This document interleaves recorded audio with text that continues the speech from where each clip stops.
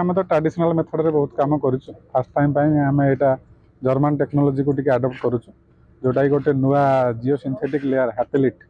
जो मटेरियल कहते हैं आम यूज करा यूज भी करूँ इनफैक्ट आज तो यहाँ ट्रायल बेसिस माने पायलट बेसिस आम यूज करूँ गोटे प्रोजेक्ट 1200 मीटर रोड लेंथ जोटा कामाख्यानगर एनएससी अच्छे ट्रायल बेसिस यूज कलापर भल रिजल्ट आसे बोली आम आशा करूँ तार पेमेंट लाइफ स्पान टे बढ़ मेंटेनेंस कम देखिए कौन हो hope for the best road रे जिओ सिंथेटिक ग्रिड टा लगौछ एस्फाल्ट जिओ सिंथेटिक ग्रिड टा लगौछ एटा हमें जर्मनी रो इंपोर्ट करछु एटा प्योरली जर्मन टेक्नोलॉजी यार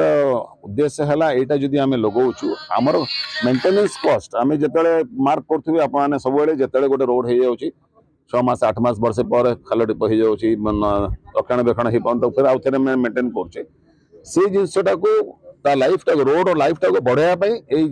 टेक्नोलॉजी टा अडॉप्ट करा हिचे आमे निश्चित भाव कही पारिया जे एटा यूज कला परे रोड रो लाइफ टा निहाती भाव रे